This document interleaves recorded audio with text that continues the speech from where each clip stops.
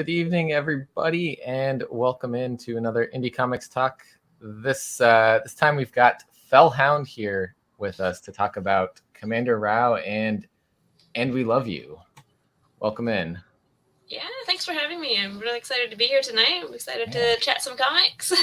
Yeah, thank you for coming on. I am excited to talk about these. The just awesome comics. I just filmed earlier. I filmed a little mention for Final Order Cutoff that's coming up this weekend for And We Love You. And comics, like I love reading comics. I don't usually get emotional reading comics though, and these are kind of the exception to that. So it's awesome. It's really a fantastic job with these. Yeah, thank you. And yes, I did it. Elicited the reader's tears. Yes. Yeah, I mean, it's such a great medium. I feel like there's ways that should be easier to like, I don't know, emotionally connect with the characters, with the visual medium, but it doesn't always hit in comics. Maybe because it's the pacing or whatnot, but it works. It works in here. Well, thank you. Yeah, I'm glad. I really try to make the stories pack as much emotion as I can in those tiny little pages. So for those that may not know you yet, usually I'd like to start out with a little bit about yourself and how you got into comics. Yeah, hi everybody. My name is Hound. I'm a comic book writer and artist, probably best known for my one-shot last year called Commander Rao, or 2 years ago, I guess. It's 2023 now. Oh my God, yeah. I don't even know what year we were in anymore. Yeah.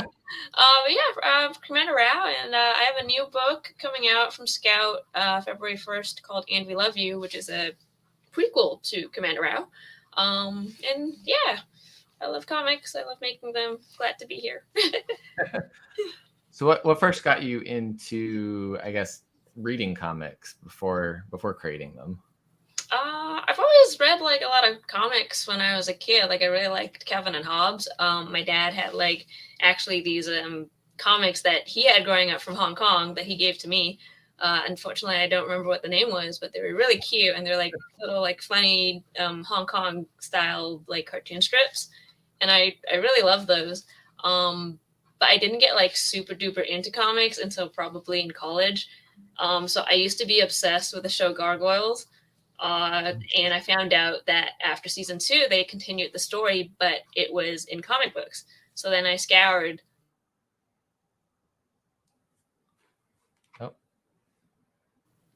Sorry, my internet flipped a little bit. That's okay. Yeah, you're back. Yes. Sweet. So I scoured these comic book shops trying to find these Gargoyles comics, and then I ended up finding all these other comic books that I really loved. I picked up Batwoman, which was probably one of the best comics I ever read. Completely blew me away, and from then on, I just like devoured every other DC comic I could find, and then I devoured Marvel comics, and that's kind of how I really got into the medium. So are you picking up the Gargoyles comic right now? That just recently came out. I think Dynamite's releasing it. Sorry, you looked that again for a little bit. Oh, are you getting the Gargoyles comic that's coming out now from Dynamite? Yes. I read the issue 1. Okay. I figured, given that was kind of the origin there, but I had to ask. Yeah, I was not expecting it for it to come back, but I was so excited. Granted, I feel like I forgot a lot of what happened in the show, but it was a good refresher to have. Yeah, I have like vague memories of like occasionally seeing it when I was a kid. It would be like one episode here or there, but I don't think I ever got like sat down and like watched all of Gargoyles. I kind of I missed that. I missed that phenomenon. That's okay. I mean, it still holds up if you ever want to go back to it, but it's probably on. Say it's probably on Disney Plus. I could probably go back and still watch it. I think so. I think it used to be on YouTube. I don't know if it was legal YouTube or illegal YouTube, but a lot of things you find on YouTube are like, really? I can do this? Right? Watch this whole movie here? What? Yeah, split up into 16 parts. Yeah, I was like, I was watching Yu Yu Hakusho on YouTube at one point. I was like, this seems like this shouldn't be here, but I know it's on some streaming services now, so I'm like, I'm gonna watch it there to continue it when I get back to it. What's that? It is on Disney Plus. Yeah, sweet. But yeah, so really into comics at this kind of off the start. And what got you to kind of make that transition? Say, I want to create. I want to go in and join this industry and become a creator. Yeah, so I've always really liked writing. I wrote a lot of short stories and poetry when I was in high school. I really like storytelling. I was never actually that great of an artist. I didn't really get into drawing until after high school, when I kind of went through that phase of, hi Angela. We went through that phase Angela, of your cover artist? Yeah, that's my cover artist. Her cover awesome. is so Love the cover. Oh, it's beautiful. So beautiful.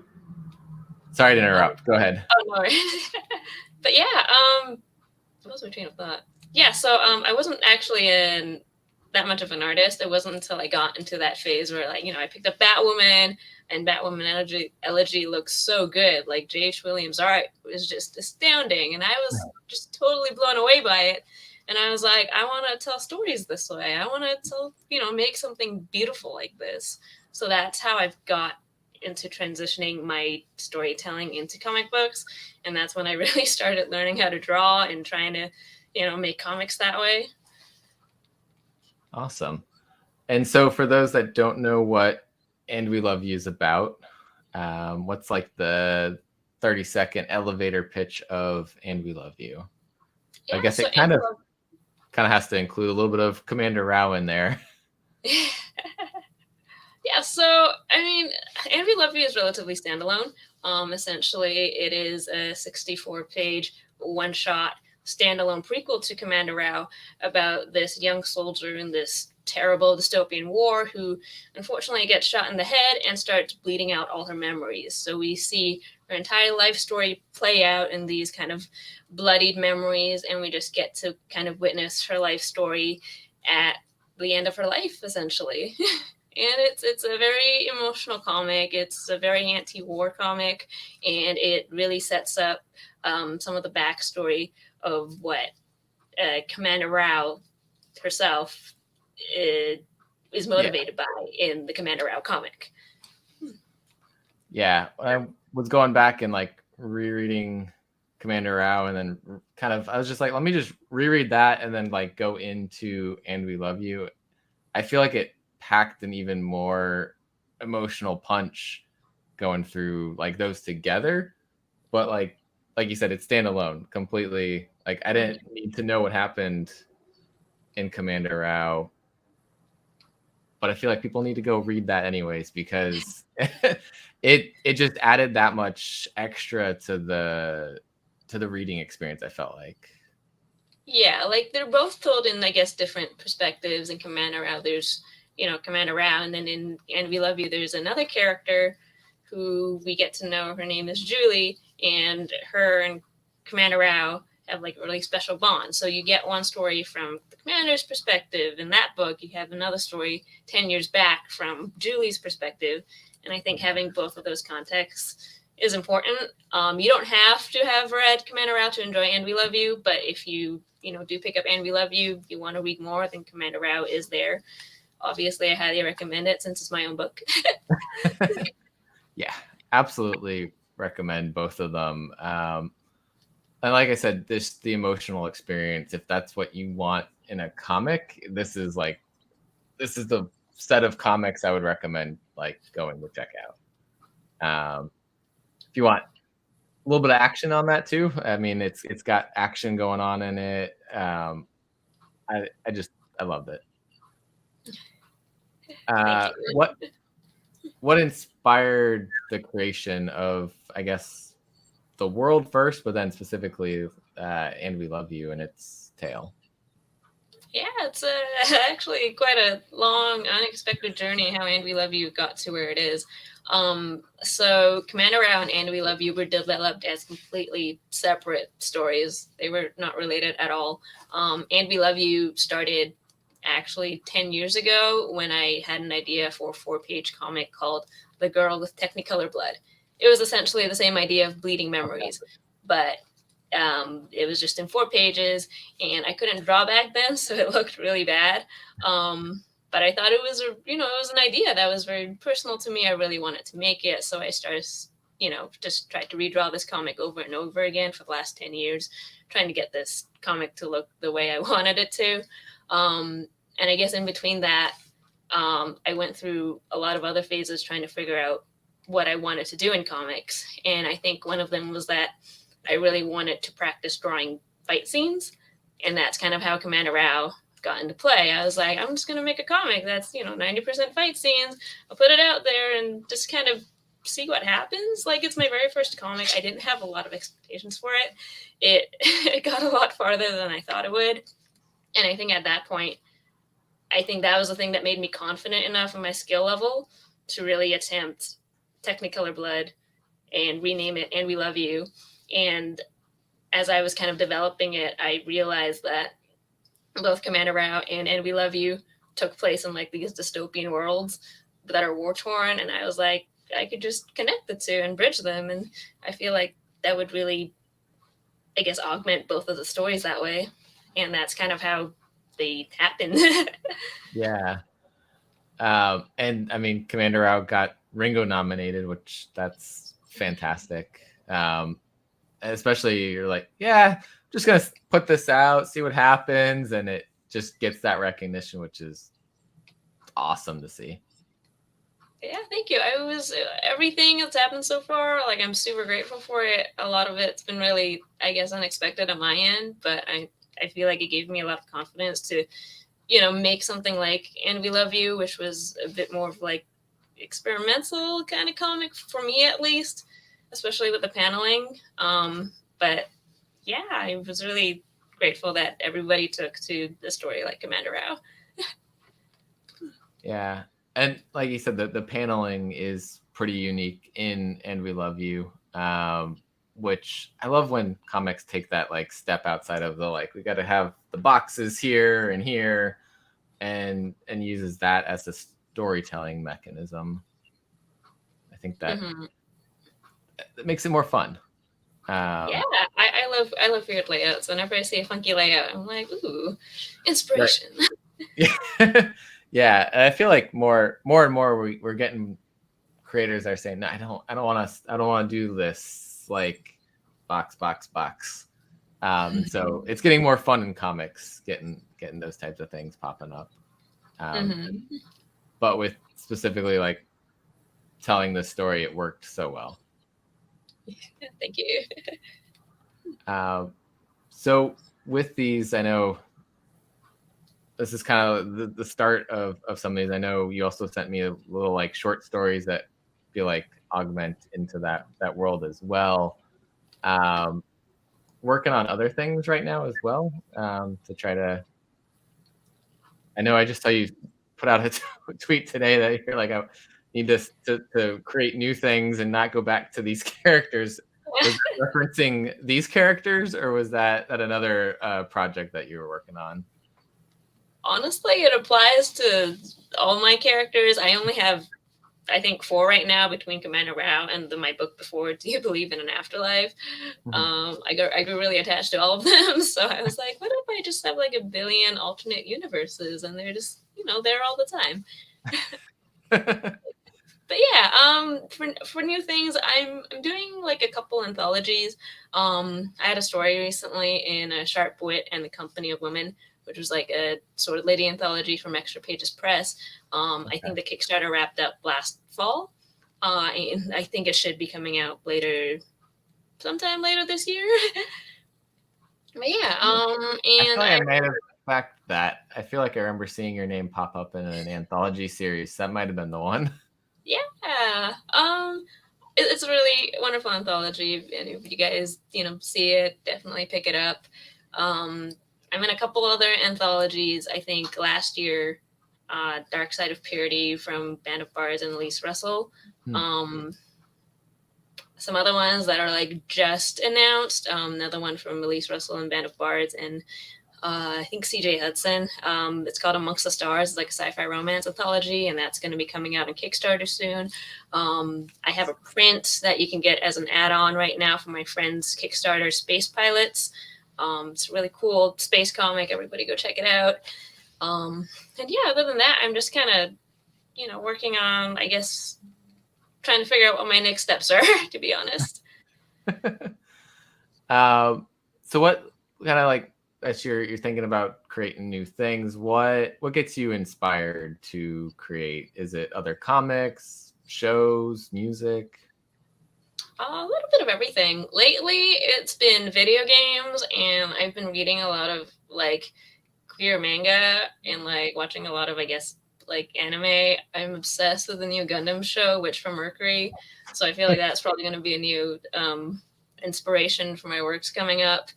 But yeah, a lot of video game influence. I'm not going to lie. Even video games I haven't played. Like, I think the designs in Elden Ring and Bloodborne and all the Soulsborne games look so good. I'm so bad at them, but I love the world design. I love the character design.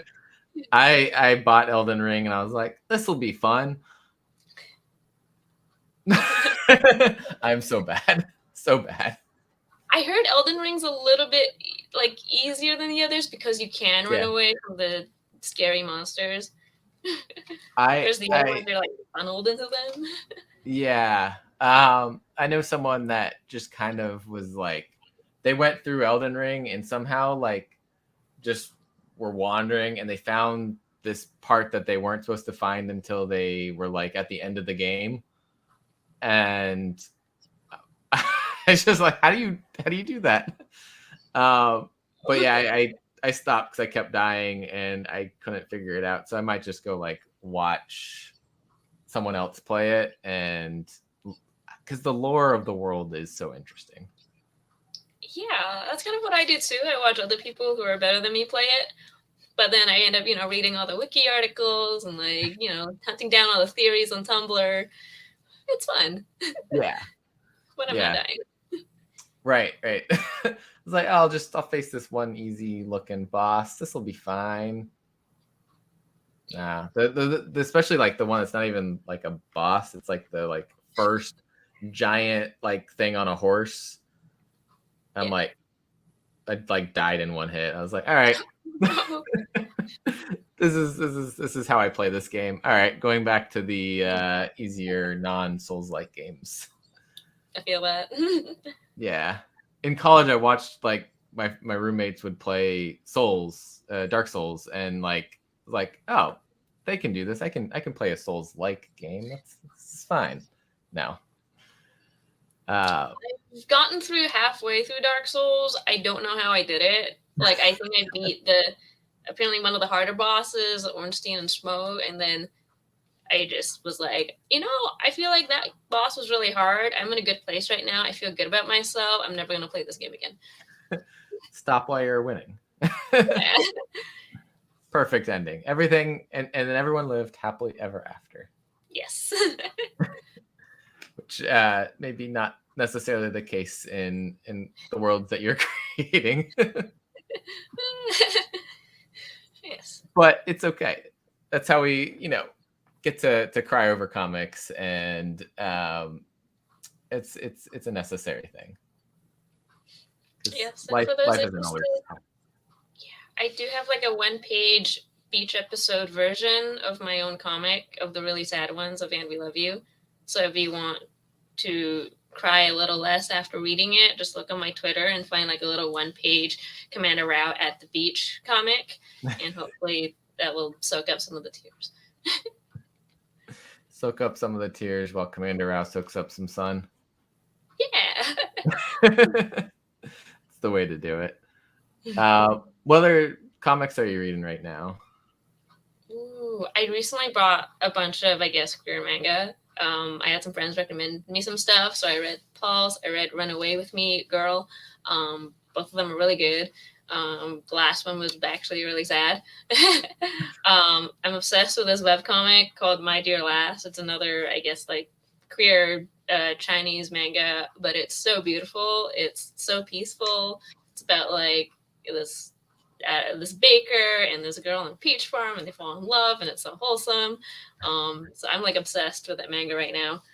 Some other stuff I picked up. I recently picked up Kali from Dark Horse. I bought On a Sunbeam. I haven't read it yet. I recently bought and reread the Heathen Omnibus from Vault. I love that comic. A bunch of stuff on my pull. Gargoyles. Got to be Gargoyles. Yeah, End After End. I was reading By the Horns. End After End. Yeah, both of those. So good. Oh, yeah. Oh, my gosh. By the Horns coming back, I think, in 2 months. Oh, my God. Sweet. Because, I think they went on pause after issue 6. Yeah, they're collecting the first 6, and then they were doing another 6 after that. Nice. I'm so proud of the team behind that comic. Like, they deserve all the things.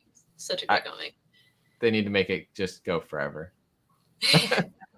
They said they've got a lot of stuff like in their minds to keep going. I'm like, yes. Oh, sweet. I love the world. Like, yeah, it's so creative. I love all the creature designs and like just out of this world. It's just like it's just like, Jason, go like design whatever you want with this idea. Have fun. And it looks like they're fun. Oh yeah, it's so great. I'm trying to figure out what else do I have in there. I mean, Crash and Troy wrapped up. That was another one that I really enjoyed reading last year. That was fun. So proud of that comic. The struggles it went through to get to where it went. Yeah. But such a good end result. A Wave Blue World is great publisher. I always have to say it very slowly to not like mix the words together, but I met Tyler at Baltimore Comic Con. Yeah, he's great. Honestly, they seem very nice. They're putting out Color of Always for my friends Michelle and Brent from Extra Page Press, and they've had really amazing things to say about them. So I'm really stoked to see them, putting all the books out there and taking off. Yeah, the anthologies that they put out are fantastic, and I need to keep grabbing more of them. Some of them are currently in my to read pile because it's a never-ending to read pile. But I'm happy to like support them and like buy stuff and eventually get to read it. Yes. One day. I feel that. There's so many comics. You'll need to continue on your personal. All right, Siri's listening in. I feel like anytime I move my arm like this, it like starts to like try to search for what I'm saying. I'm like, no, you're just supposed to tell me the time. Yeah, but what about these new comics you have to buy? Yeah, it's like you'll need to keep looking at these on your phone. I can't find all the comics.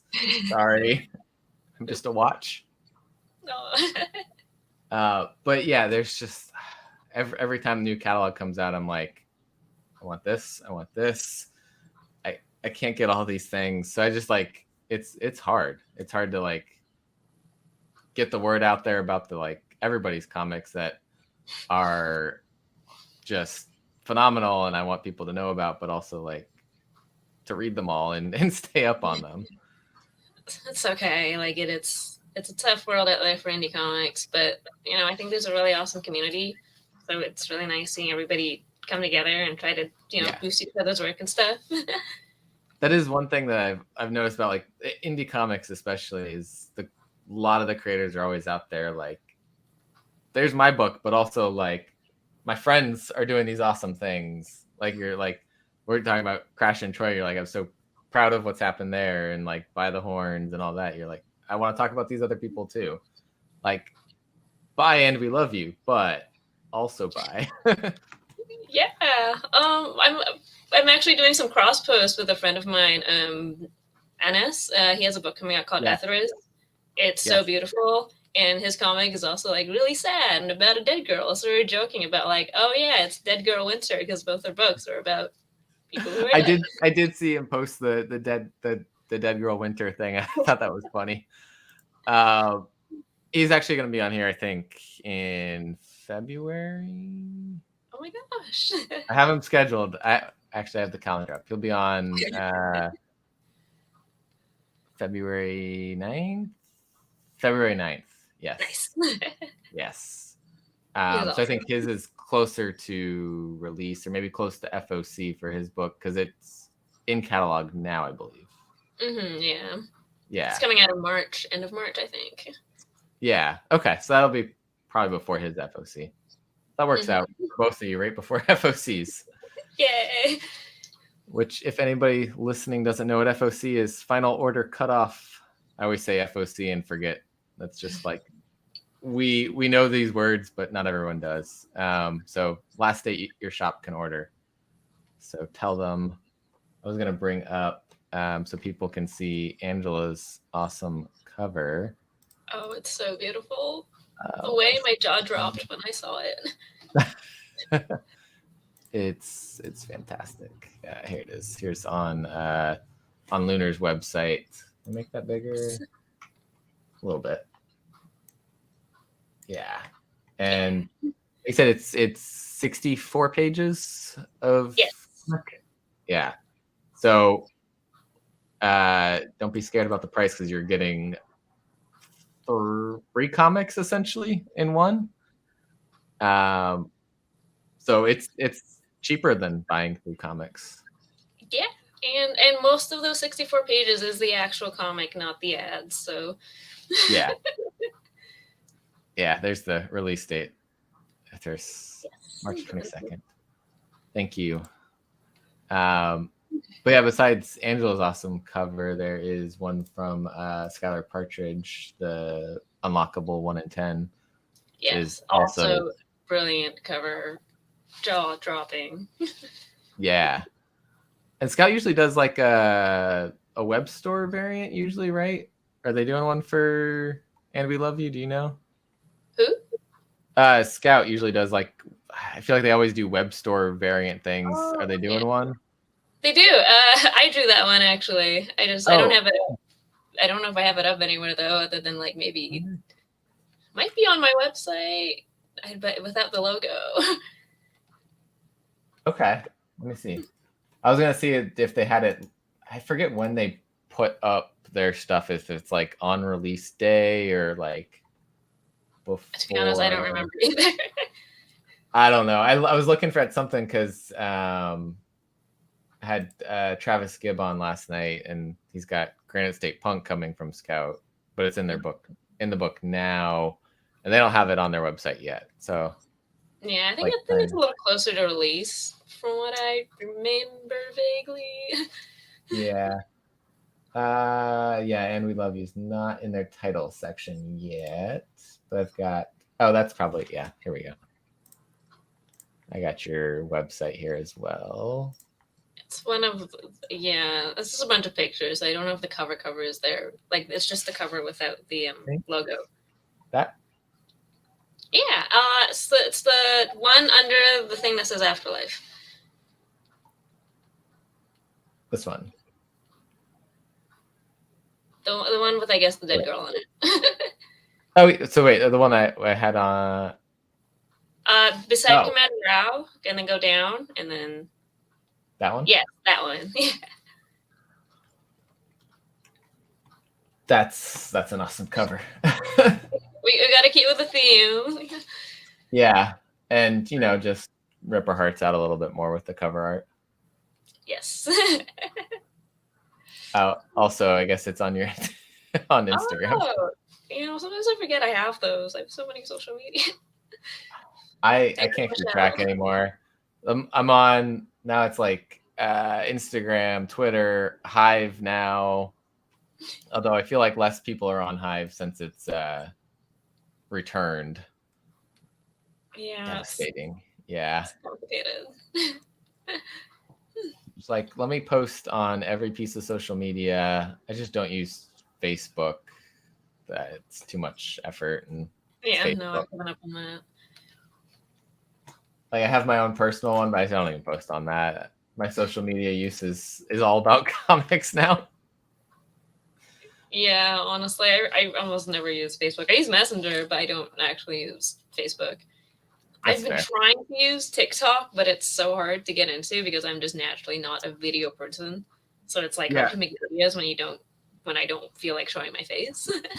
I forgot about that too. I have TikTok to try to promote stuff too, and it's just like, or I'm like, here's what I picked up this week. I try to do like mini reviews, and then I forget I have TikTok for like a month. I was like, oh, there's one of those things. You can always do like just like looking at the comic and just do like a voiceover, or even like type the words in and have the little TikTok voices talk. That's probably the best idea, the little TikTok voices.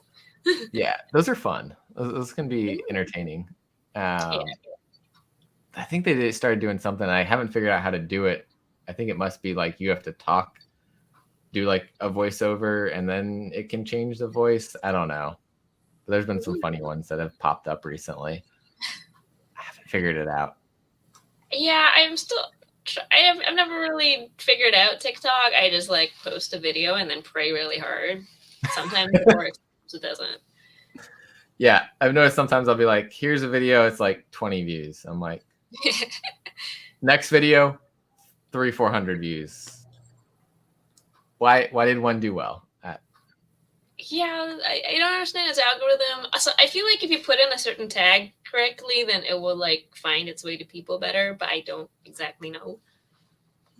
Yeah. Oh. Thanks, Steven.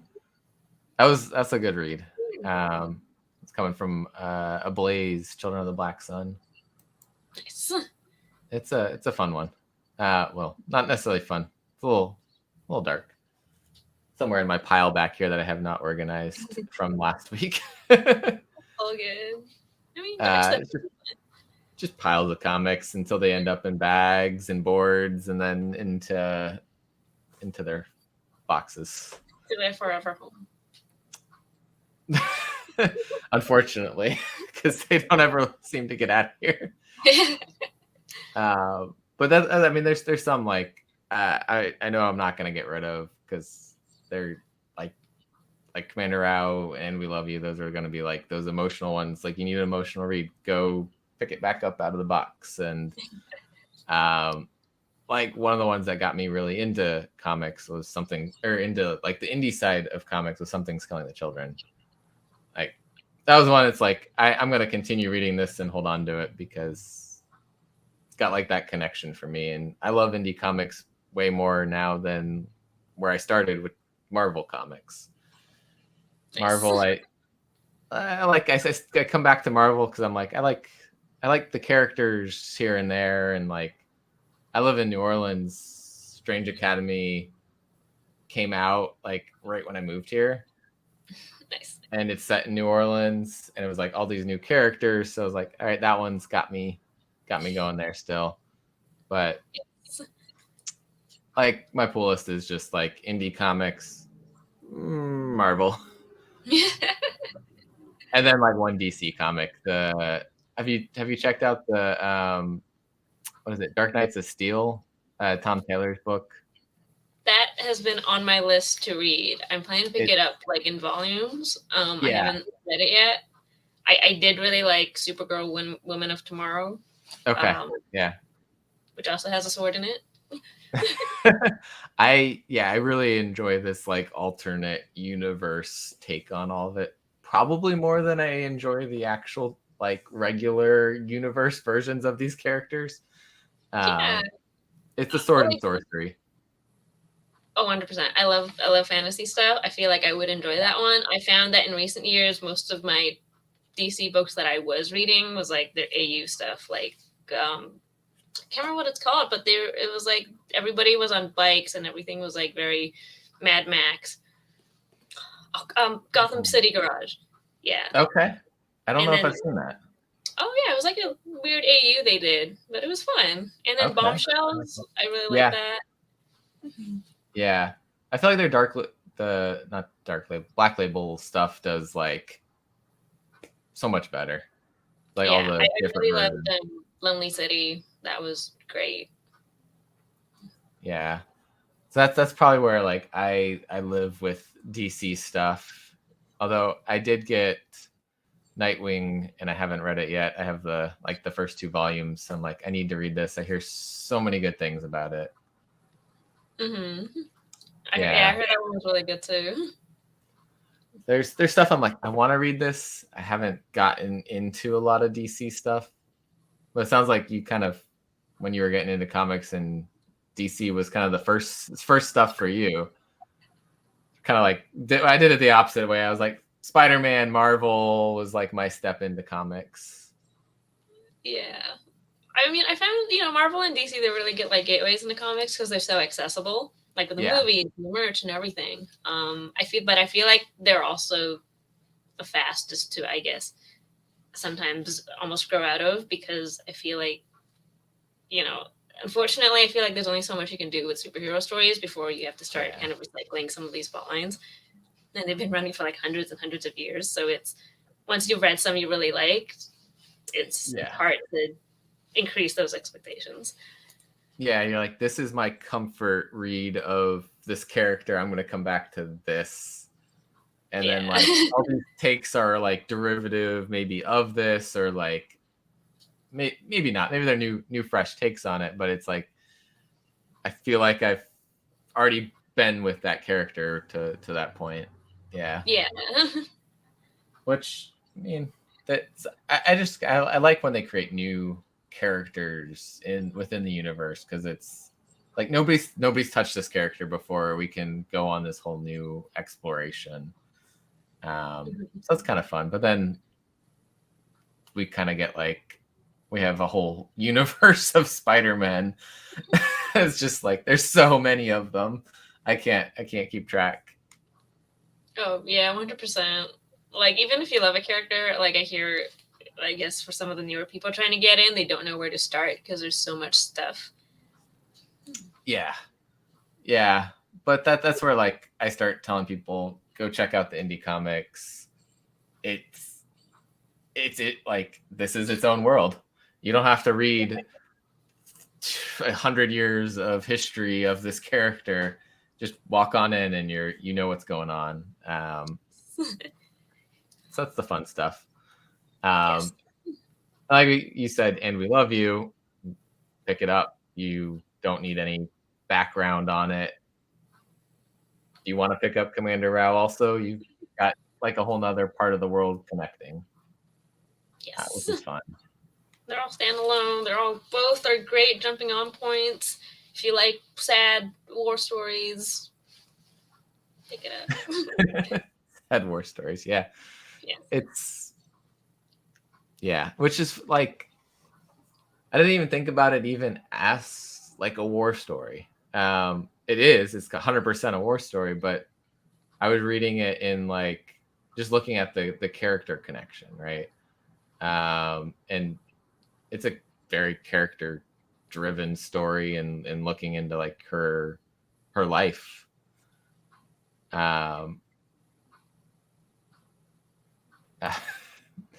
Yes. And it has a definitive end. So Yes. this would be a great one to pick up, Stephen. But yeah, Marvel, DC, often it's never ending, ongoing, forever and ever and ever. Till the universe resets and we go back to issue number 1, and then it's then it picks up the never ending. Oh my gosh. It's either it never ends or they cancel it before it ends, so you never get a proper ending. I feel like I'm so scarred from what happened to Batwoman in 2013 when they cut it short and we never got that proper ending.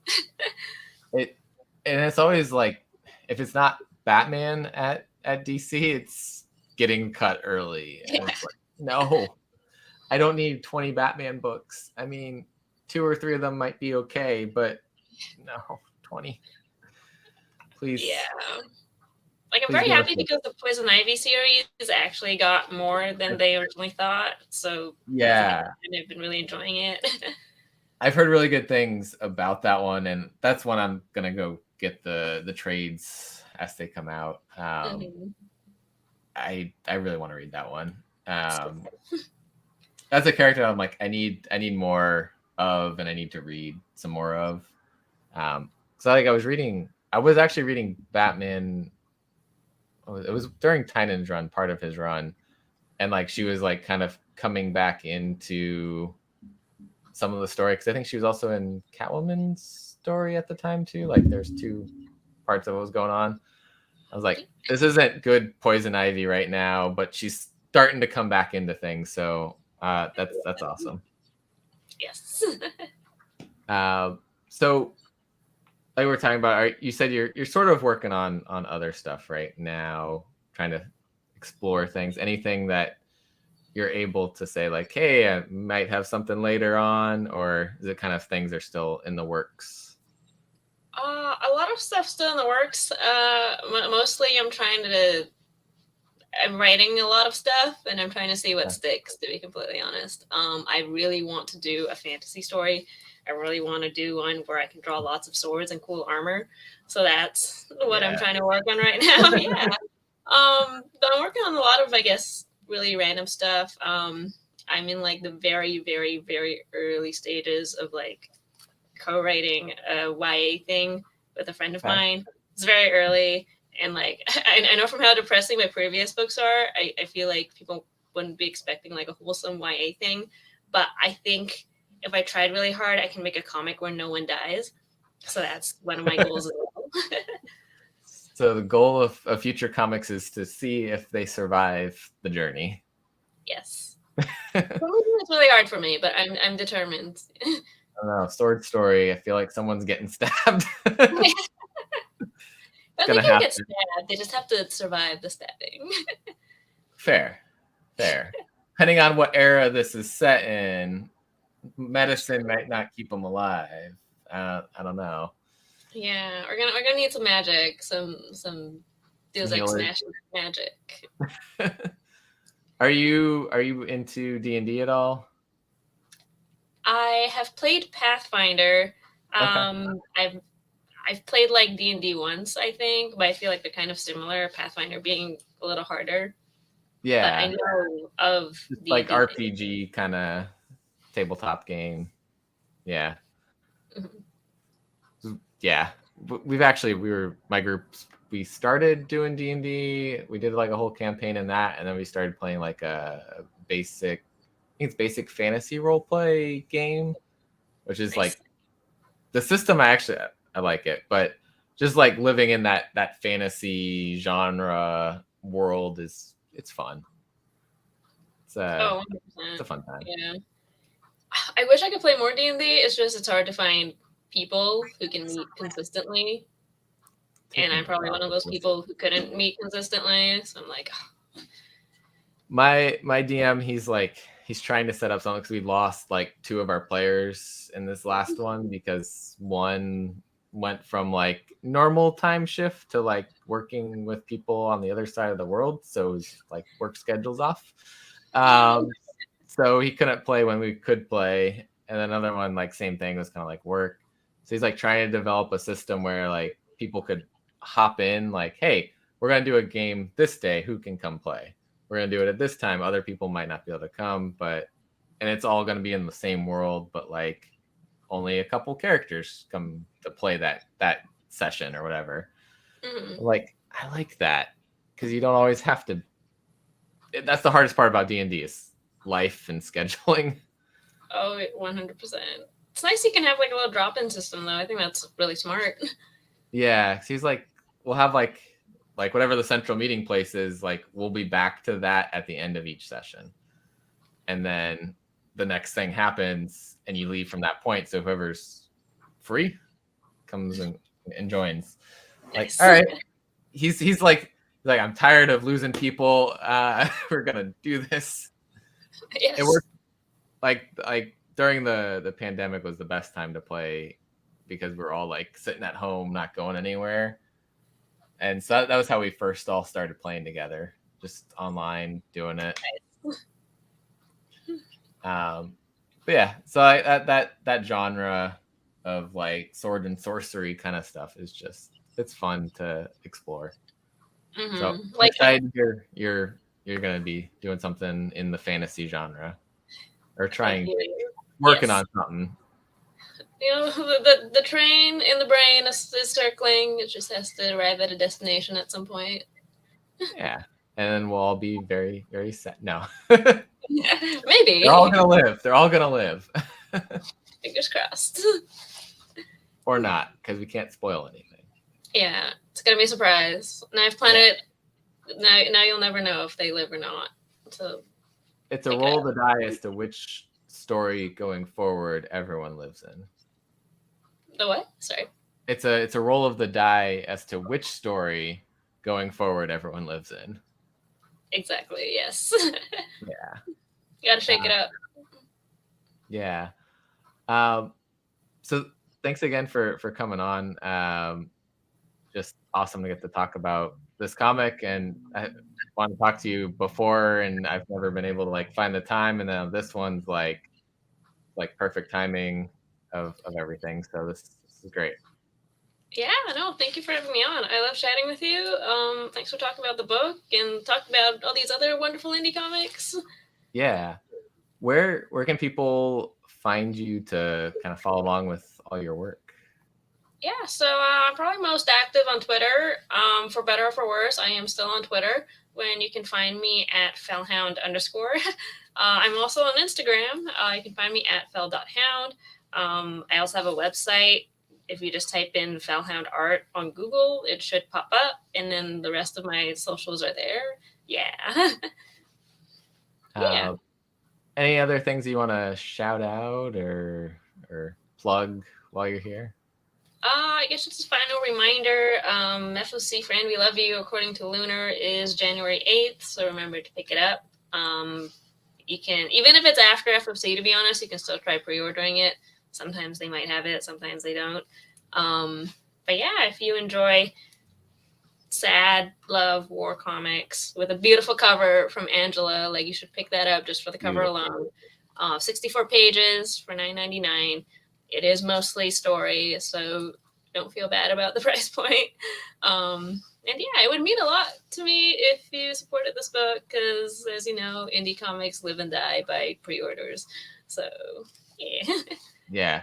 If for some reason you missed the FOC, like you're saying, the distributor usually still has some amount there. So tell your shop still, like, hey, please order this. Please go get this. But yeah, thank you again. Been fun, and everyone go pick up And We Love You, coming out December. February. I don't even know what year we're in anymore. I just lost a month. February 8th is the planned release date for Lunar. FOC on Sunday. And thank you guys who've been watching. Thank you, Angela, for being in the chat. Thank you. Go support Angela's art. Also, fantastic cover.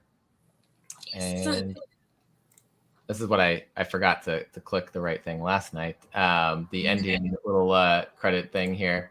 Thanks, Stephen, for hanging out. Go pick this one up. And good night, everybody. Yeah, thank you. Have a good night.